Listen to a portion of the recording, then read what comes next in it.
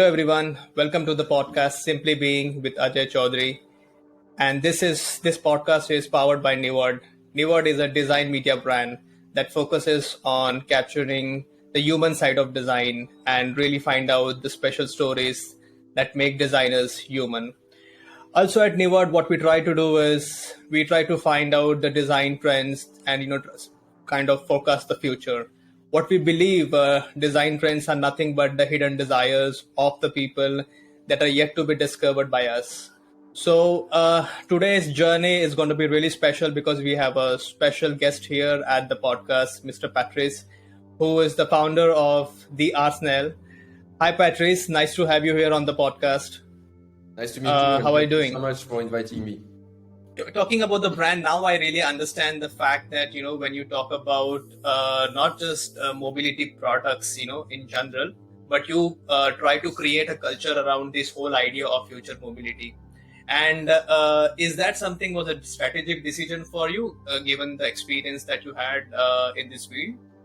Was it? It's an interesting point because future is something coming, and I think when you leave, you are really interested about what's going to come to your life, the hours after, the day after, the centuries after, and also we are much more conscious now than before. I think we are all together conscious about the fact that we need to take care of the planet, that the technology can bring a lot of good stuff to us. We are also in a phase where with the Web3, a lot of things are going to change. So it's being like you, like me, like some of our inventors, designers. It's a great position because when you don't create, you die. So when you are obsessed about creation, obsessed about doing new things, that keeps you alive, and that's what keeps me alive. Life is really boring for a lot of people, but when you have the chance to be a creative people and when you have the chance to express yourself, it's really the aim of life, I think. Yeah. It's quite true actually that if we are not creating something new constantly, I mean this whole drive of living life perhaps becomes a little bit purposeless. I mean, and I really agree with your point on that front. And that's the reason why I feel perhaps your brand or your organization, constantly looks for something new and exciting, and you're not stopping yourself into whatever is already there. I mean, it's that the very like a strong suit that you have for yourself. Yeah, that's something I'm always talking about when I do talks, conference, podcast, and stuff like that. And it's a question coming back a lot. We talk always about a brand, about inspiration, and I think we all try to do something inspirational. We all try to build a brand. You have a media brand, and it's something which is really passionating for me. All my life I've been making things cool for other brands, and I really developed the skills. Some people, they are good at cooking, and millions of people are cooking for their kids, and you have a few chefs. I think you have 200 chefs who have 3 Michelin stars. You have a lot of people who like to play music and play piano, and you have a few maestros. You have millions of people driving a car. You have 20 Formula One pilots, and it's always the same. And in the field of creating brands and being good at that, you have a lot of people who would love to make their brand a success, but it's really difficult because the genius falls on you. You want that, but you cannot decide to be the next success. There is a part of chance, a lot of work, but a part of chance, and also a lot of elements. It's why I make this comparison, and with this image, I give the image of the guy who's cooking, because with the same elements, you can make a bad plate or you can make an amazing plate. And a brand is the same; it's elements. So when I started TheArsenale, the if I can give some keys of success, the storytelling is everything. You when you buy a brand, when you buy an iPhone, you buy a storytelling. You are part of the cool community in California, etc. When you buy a Tesla, you don't buy a Tesla because it's electric. You buy a Tesla because Elon Musk is Neo, and he's going to save the world. He's going to see if there is a cataclysm. He's going to send us to Mars. So there is something behind that. And when I started with the project, first it was based on a really interesting story, and then it was super simple. If you look at the logo, it's an Helvetica font. You have three icons. They work super well together. I also made a tattoo there. It's International Ocean Authority. We always keep the same thing. We just change the color, but we don't change the thing. It's like stable. It's strong. Apple, they never change their logo. When we do any kind of post, publication, press release, everything we do is like super well done. You know, it's like there is a lot of structure. We have an art director. I'm controlling the whole creation, but I have the chance to work with Tom Brown, which is one of the best art directors for me. He's kind of an ayatollah of graphic design. So everything we do it super well. And at the end of the day, it's how you make a brand. And at the end of the day, the power of the brand is you are capable to make a cap, t-shirts, beanies for $59, but you are also able to make a flying car for more than $500,000 with Renault, which is the fourth biggest car builder. When you have a brand, you can do whatever you want. Tomorrow, I can open a coffee. I can open a car dealer. I can make whatever I want because the structure of the brand is super strong. And at the end of the day, this is one of my best achievements. I'm super happy that people look at this project and say, "Oh, it looks cool. I like it," you know. And even if they don't know what it is exactly, they like it. And also, it's interesting because I was telling you can do whatever you want with that. And us, we are really making the big step between being an Instagram showing design, marketplace online, having a store in Miami, having a store in New York, having a store in Macau, and now making flying cars. So for me, this is what I love in my job. Yeah, that's really great to know, actually.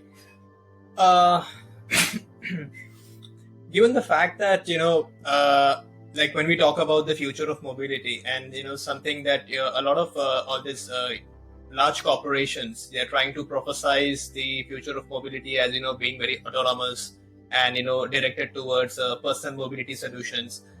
In some ways, I mean, if you ask me, I believe that it is coming at the expense of the emotive appeal of the products. They just become a little bit docile, and I think this is where the opportunity comes to you as a disruptor.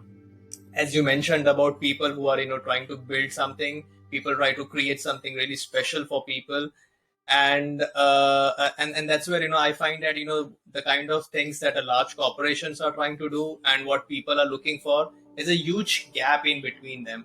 And I would love to know what are your thoughts about the future that is being presented to us by the big corporations in general.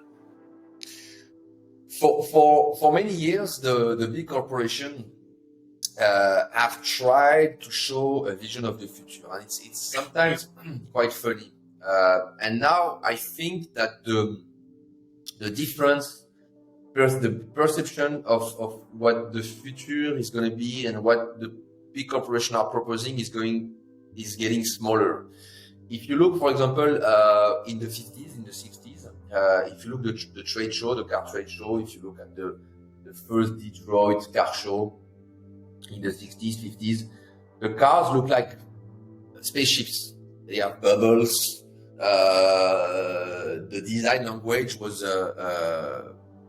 I mean, if you live in LA in the 60s, if you drive a car, if you go to the car show, the corporations sell you a future which looks like completely disconnected from your reality. Now, the car are flying. So, because the technology is not going like this, the technology is going like this. So we are in the last 20 years, we had much more evolution than the last 200 years. In the last year, we had more evolution than in the last 20 years. So now the difference between what what's going to be the future and what we have in terms of product proposal is getting smaller. So it's going to be super interesting. And we are the players of that. So I have really followed what the corporation, the big companies have proposed, and because I'm in constant relation with these designers and stuff like that, and now for example, also a fact which is interesting.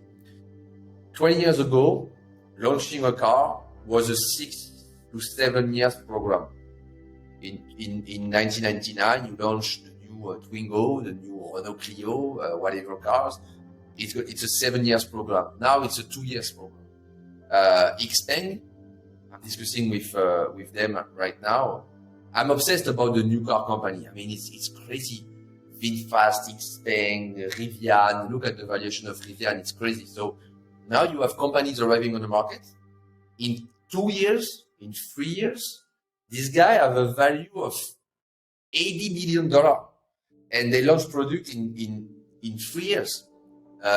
Companies like Canoe, Arrival, all these companies are ultra funded with a lot of money, and they are super new. And that's a big change in the industry. Yeah. I think given the fact that the new players are probably, trying to be like the trend influencers, and they are actually leading the way, what perhaps, you would have expected from big corporations. And in some ways, they are a little bit more, progressive in terms of what they're offering to the people. And that's the reason why, I mean, there is somewhere, I have a feeling that maybe the traditional automobiles, is trying to lose its charm, because there's somewhere, what people want is not being captured. And that's the reason why, people are looking for choices. They're not probably, being very loyal to the brands that, usually we used to be. And people want to experiment with something really new and something little different for that matter. Given the fact that now, I mean, we will be basically in future, going into this meta world and, internet 3.0, and that's going to be, really changing the way we will interact with brands. And how do you think, the impact will be for the mobility brands as well? I mean, what kind of changes should we expect, for the customers? Bon, alors, this is a big subject. It's a subject I'm absolutely passionate about. I'm going to try to be sharp on the response, because we could talk about hours for that. We had a multiple revolution in the industry. We talk about internet. We had 3 ways of internet. Internet 1, Internet 2, Internet 3. Web 1, Web 2, Web 3. Web 1, 1997, first connection. I was there. I was using in France Minitel. Minitel was a box to communicate. It was a pre-internet. Internet is coming in 96, 95. It's a major revolution. I got proposal to jump in companies, and I say, no, I'm doing magazine, I'm doing print, I don't want to jump in these companies. I miss the train. The train is passing, I miss the train. I was proposed to be CEO of big companies in that time. I said, no, I'm not interested about that. Okay, I'm a user. Second wave, Web 2. I refuse proposal. I say, no, I'm still a user. If you are a user, you are the product. Web 3, I'm not going to miss the train. I'm going to be in the train in the beginning. So since 1 year, because I live in Miami, and Miami is one of the crypto capital. I mean, we're going to have a lot of crypto capitals, but Dubai, Miami are city really focused on that. You have a lot of things, NFTs, Web3 projects, etc. And during 1 year, I have spent a lot of times meeting people and trying to understand. It's not easy.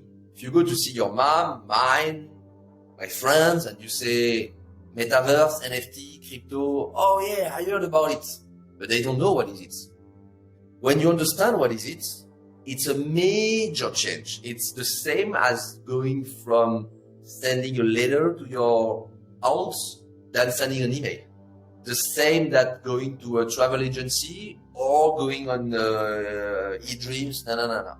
It's the same as trying to find a supplier or going on Alibaba. But the change will be more radical.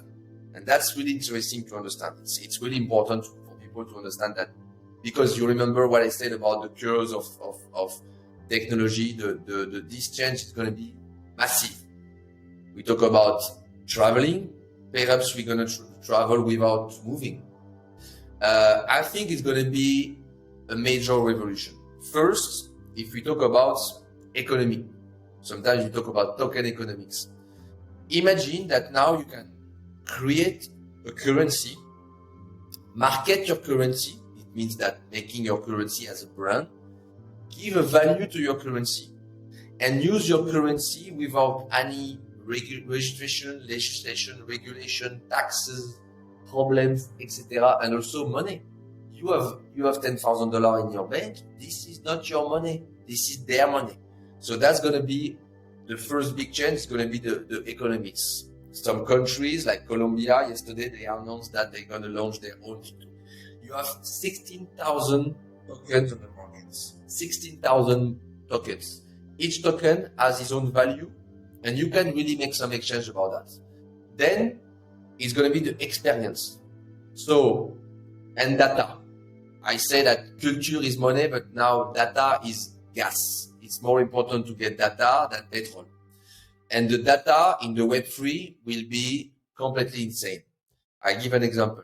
You go online now and you go on Google and you're going to get an advertising. Okay. This advertising is coming from your data.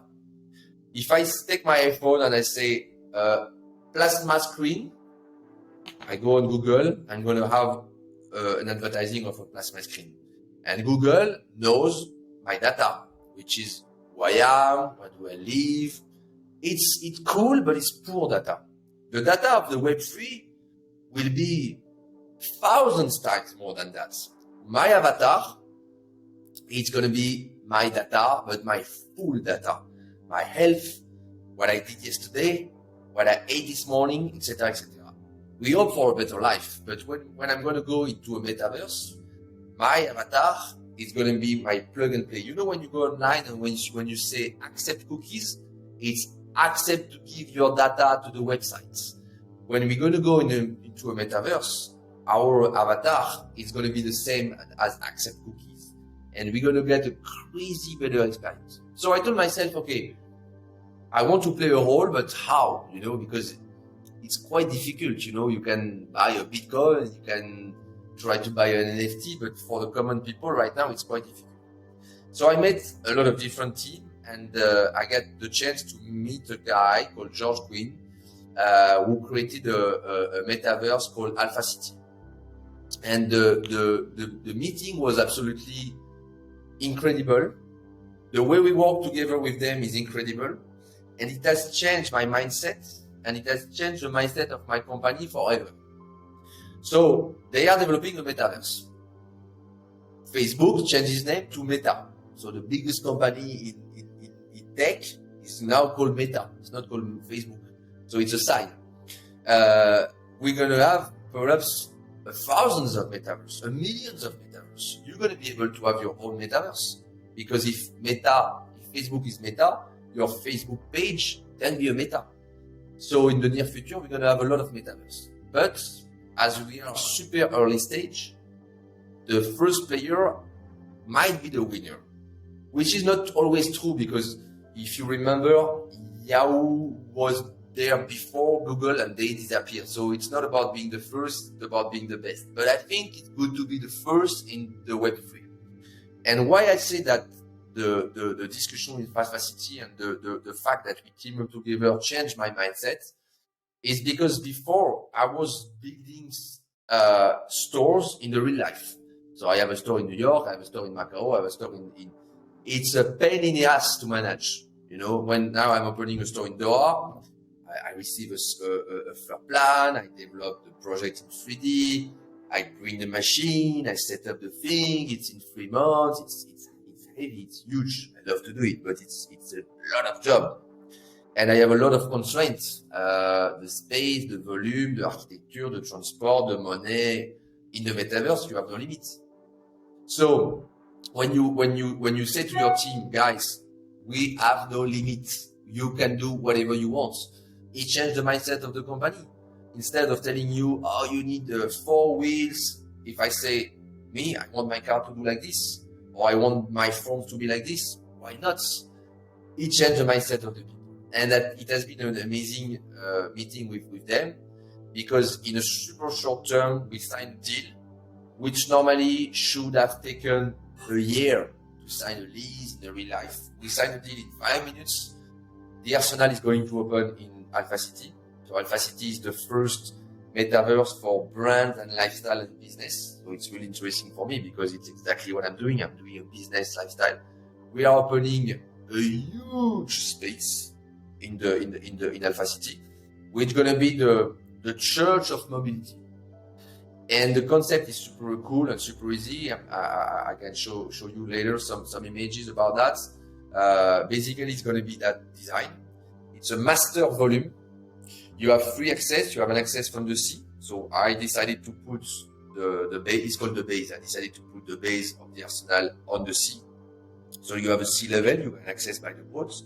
You have an air space where the drones are going to drop and land. And you have a earth section with all the bikes, the motorcycles, the cars, and stuff like that.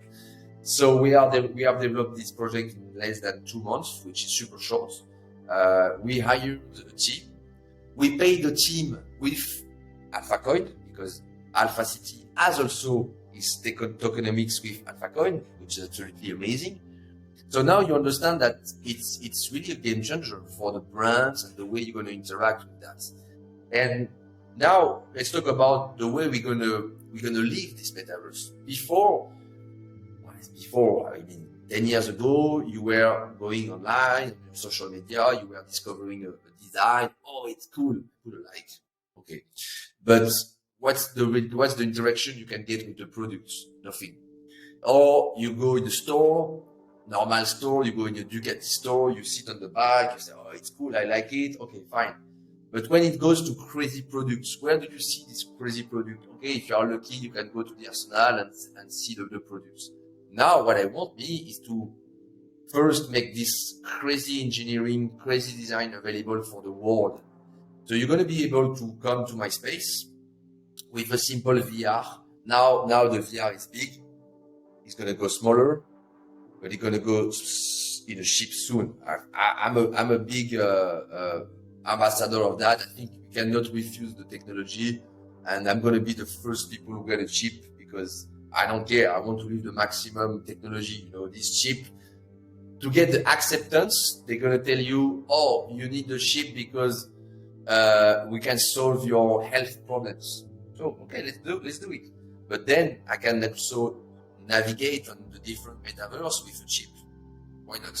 And so you're going to get into my space, and I'm going to be there, and I'm going to receive you, and I'm going to know everything about you, and I'm going to know that you come to see a special flying cars, and I'm going to tell you, okay, come with me, follow me, and we're going to walk together in the huge space, and I'm going to sit you in the flying car. And then I have created a concept. I have created 2 concepts. The first is called on and off, and the second is called from meta to reality.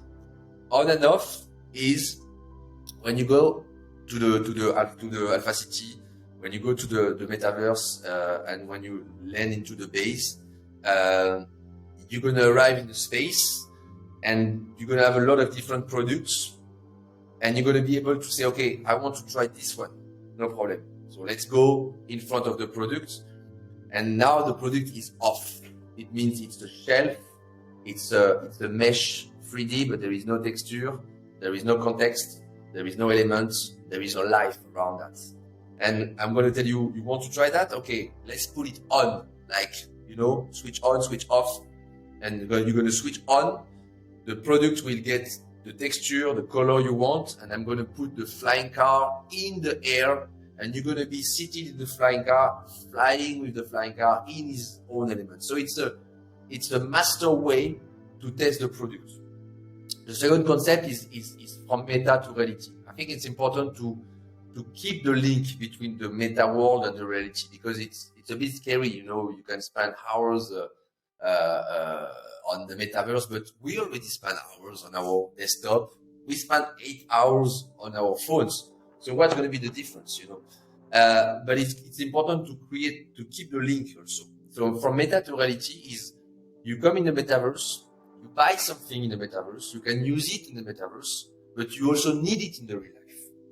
So it can, and sometimes I discuss with people and say, yeah, but me, my business is, I'm selling water. I'm selling hamburgers. So what the fuck I'm going to do with the hamburgers in the metaverse? Yeah, absolutely. What are you going to deliver? A better experience, a better service. You are making the best burger of your city.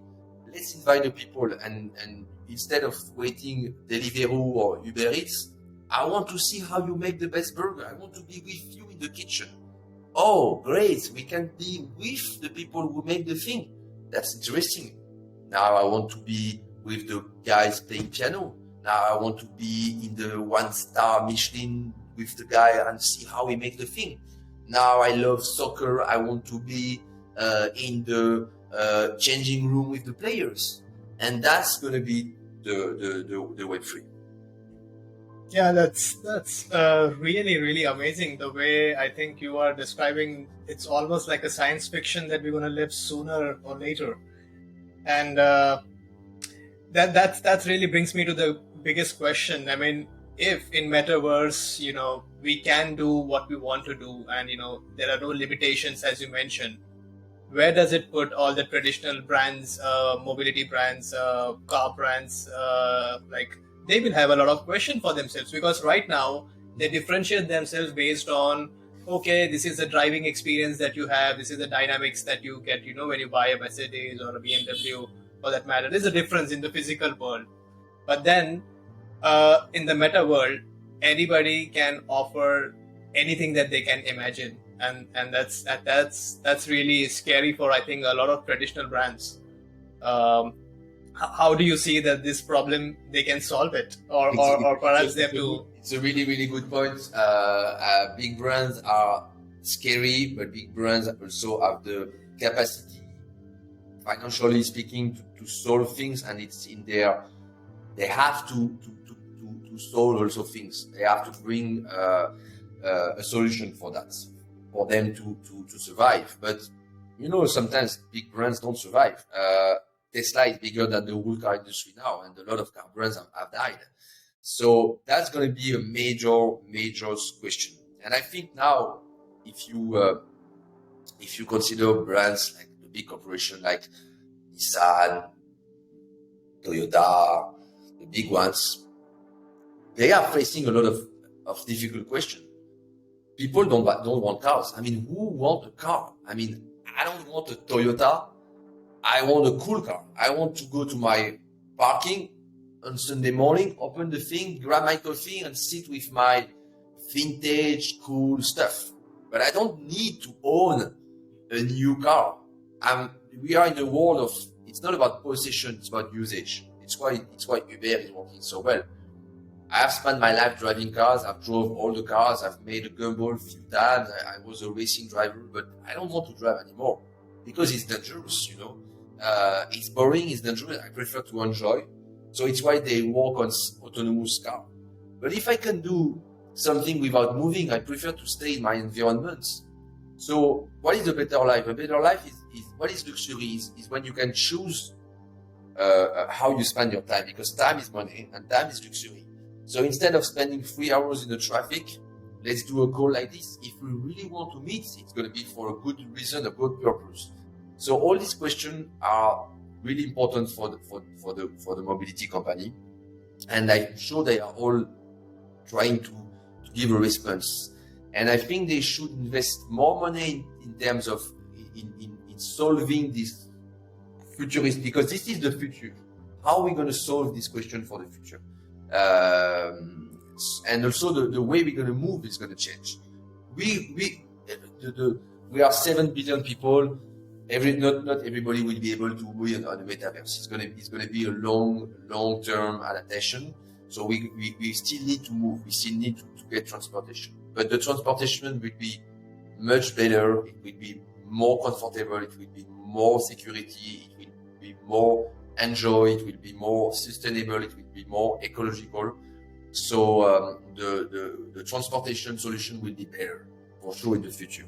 If you compare now a Tesla and a 1960 truck, it's not the same thing. You know, it's much more sustainable.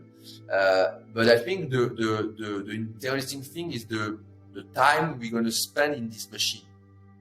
EVTOL is a great response. EVTOL is reducing the time per distance by 10 because it's A to B. If you take a car in Mumbai, imagine that, it's crazy. I mean, transportation in your country is insane.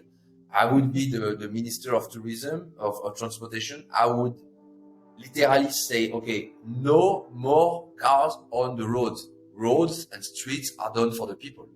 We're going to create an above transportation thing. And I'm going to invest all what we can, and we're going to be the first country to be the EVTOL country.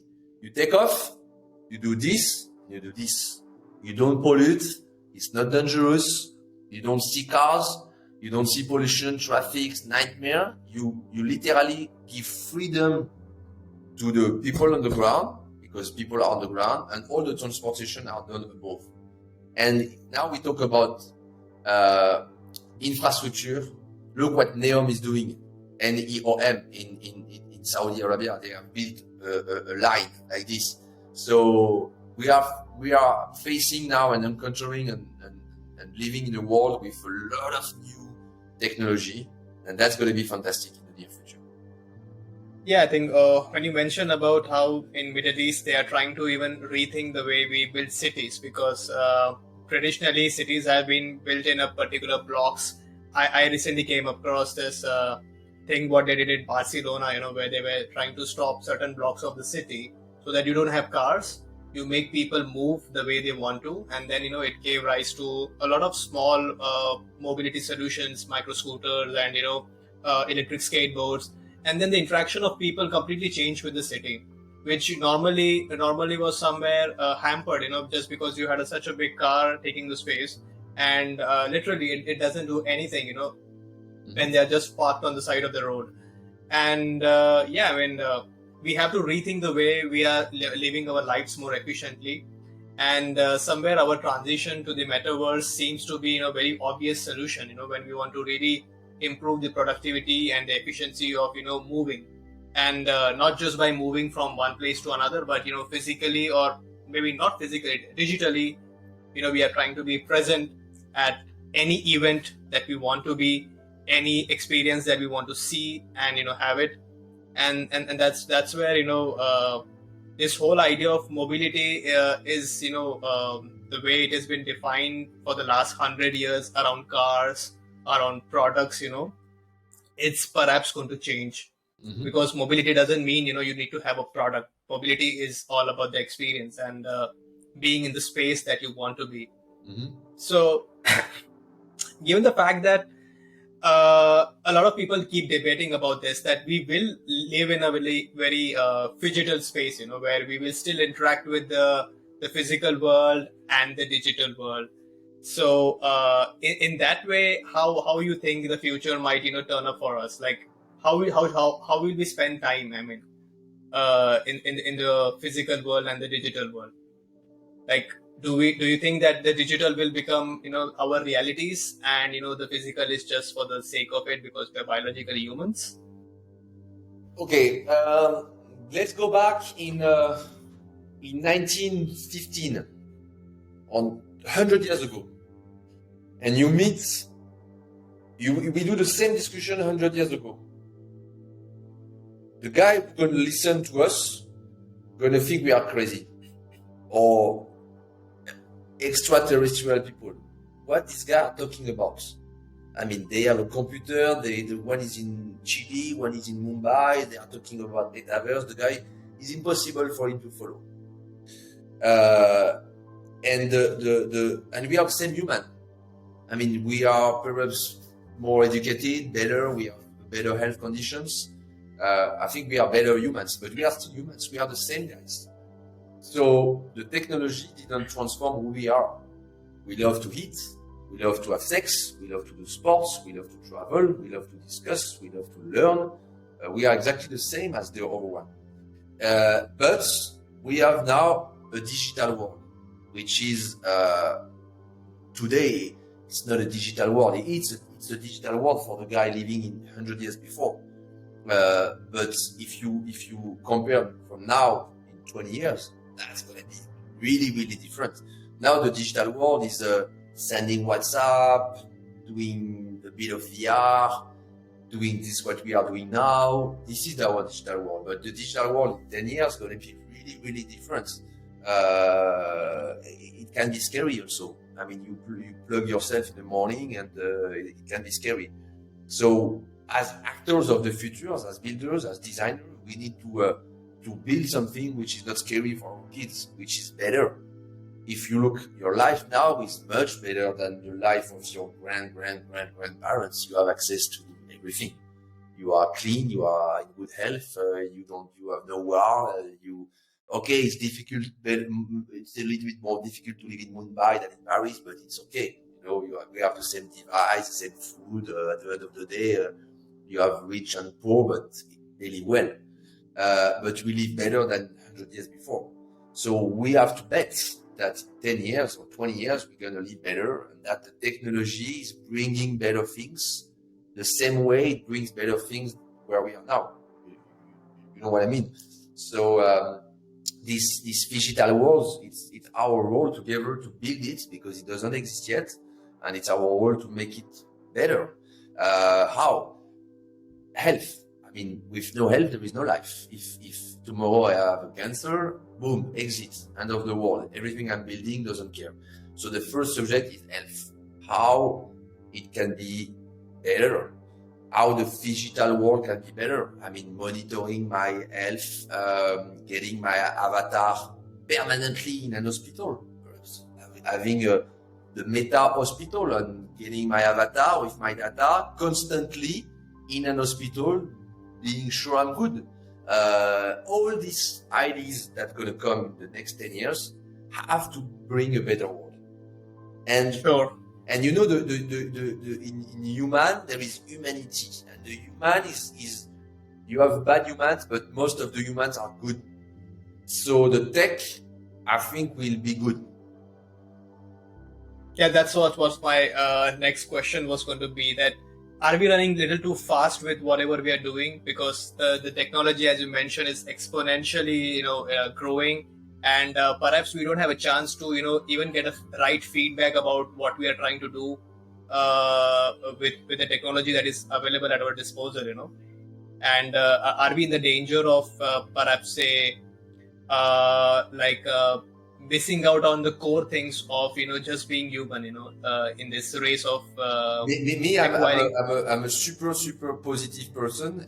It's the same energy to talk shit and to say good things. It's the same energy to smile and to cry. It's the same energy to be good or bad, etc. So I think it's good to be positive. It's good because what if? I mean, it's good to be positive. That's it. It's simple, and human, they want to be positive at the end of the day. So, people are changing a lot, I'm really discovering that now money is not everything. I had 20 cars and I got no cars. I'm much more happy. I got 20 watches. I got 0 watches. I don't need time.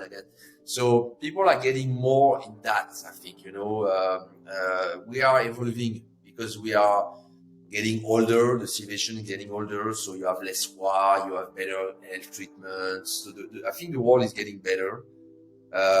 You still have the same number of assholes, but that's the small percentage which doesn't change. And I think we control our life better. So the technology, the meta, the thing like this is, for example, if people are creating things now in the metaverse, it's not just for money. When I discuss with the Alpha City team, it's a small team and we are 10, the guy, they want to change the world. That's it.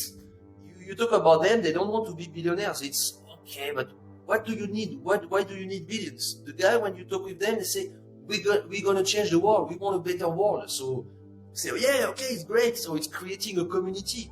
On the Telegram, we have 3,000 people. The guy, they are like fighting together to, it's give you a goal, you know?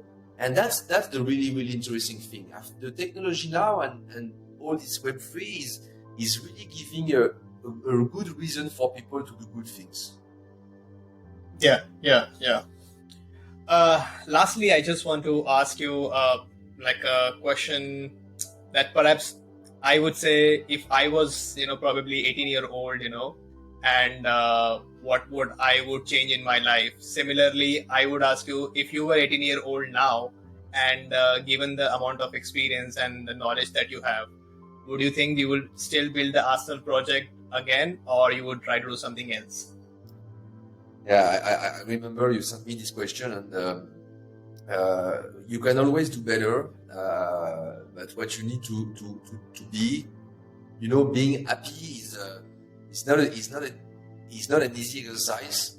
But how to be happy is to be good and to be happy with what you get, and to be proud of what you do.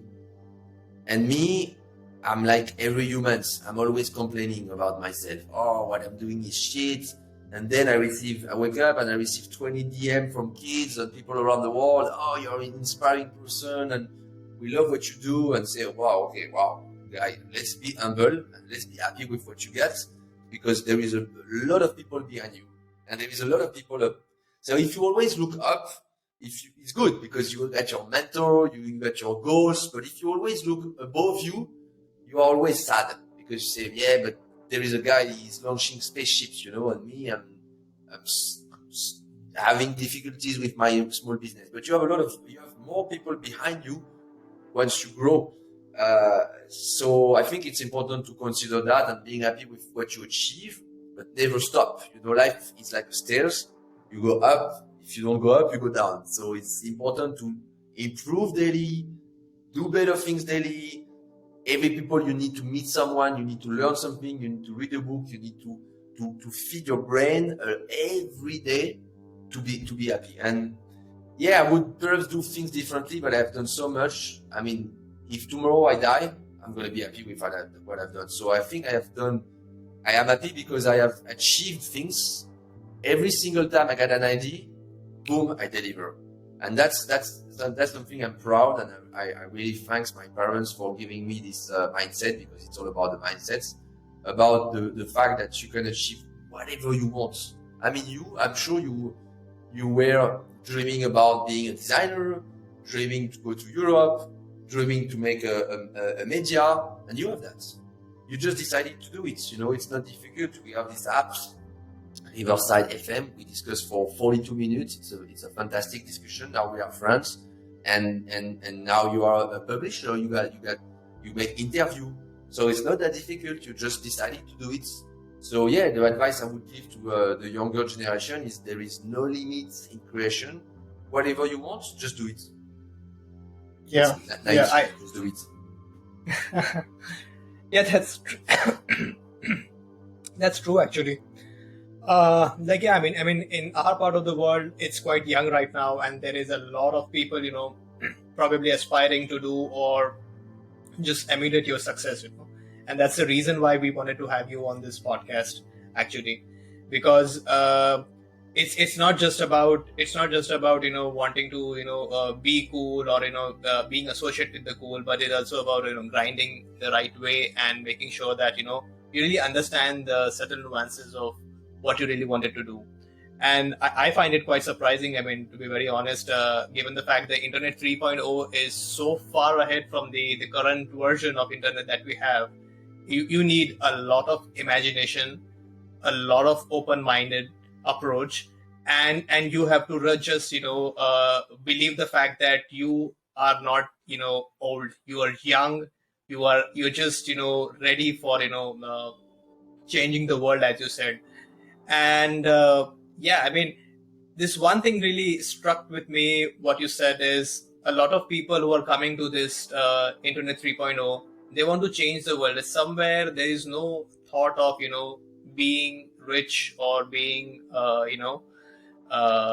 as you say, like, accumulating wealth, assets. And that surprises me, that is it the whole idea of creation itself is what's satisfying people? Is that happening actually? If you do what you like, I mean, the goal of life is to be a good person, a good human, to be happy, to raise kids and to have a decent life and not struggle too much. And imagine the luxury we have today to spend an hour to talk about the future, about metaverse, about stuff like that. You are so right and smart comments to say that you have to be creative, because it's imagine the future is you have to be open minded. The future is going to be made by kids which are now 15, 16 years old. The guy who created Ethereum, he was 22 years old. And it's why it's difficult for people who are 45, 50, 60. But our role in our ecosystem is to educate. Go in the street in Mumbai, go to see an old lady doing sewing stuff or cooking, and try to talk with them with metaverse when they don't barely have internet. So, but that's really, really interesting, and that's our goal, all of us. Yeah. Thank you, Pat. Thank you for having us on this podcast, and it was really great to talk to you. We learned a lot of things. Of course, I think that even I need to be a little bit more younger. I mean, given the amount of energy that you bring on the table and the kind of stuff that you're doing, I'm sure as we keep following up, you will be the founding fathers of the Internet 3.0, and you will be probably writing a book on the mobility of the future. I'm sure on that. It was nice talking to you. Hope we can stay connected, and we can keep discussing about your future projects in the future, and we would love to share with our community what you're doing. And yeah, it was a really, really good discussion, and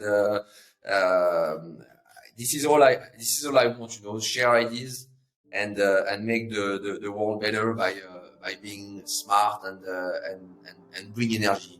It's an important world, the energy is really key. Yeah. Thank you so much for giving us your sweet time, and wish you luck for all your future vendors. Cool. Thank you. Thank you.